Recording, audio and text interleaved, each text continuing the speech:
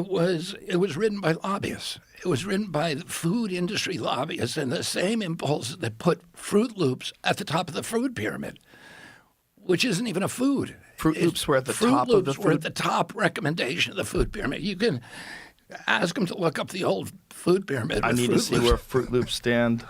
Don't they throw some vitamins on Froot Loops? Isn't it like vitamin rich? Oh, yeah, as if that's good for you. It's good for you. Right. They add vitamins. Do You they even add vitamins to Froot Loops? cyanide, and it's not going to make it any better for you. No, I'm joking. Obviously.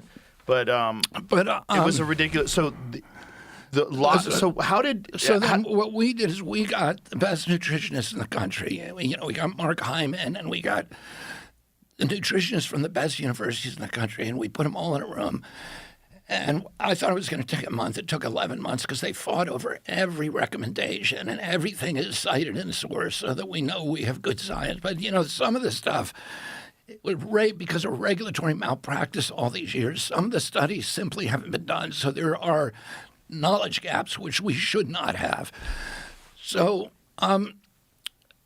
now we have a food pyramid, and because of the old food pyramid, people didn't like the food on it, and they were going to ultra-processed food, which was okay on the food pyramid. So now 70% of the food that our kids eat is ultra-processed food, 70% of the calories they get, and it's just poisoning them. And they took off the good stuff like whole milk, which is nutrient-dense, which is feeding their brain. We have 2 generations of kids that grew up without milk, without the proper nutrients for their brain.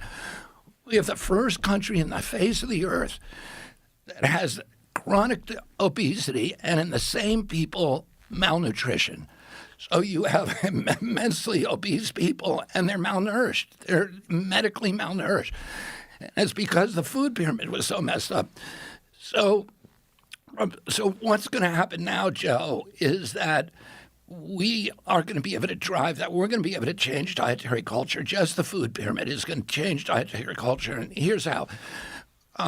Brooke Rollins, who's an incredible USDA secretary, she administers $405 million a day that she gives out to food subsidies, so school lunches, the WICS program, the SNAP program, Indian Health Services, and all of these other programs, and so those programs now are going to get good food because the dietary guidelines dictate what they can and cannot feed kids.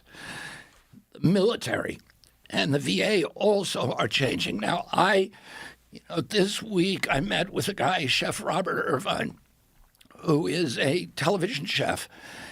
He's been hired by Pete Hegseth to come in and change all the military meals. And he's already on 5 bases. By the end of this month, he'll be on 20.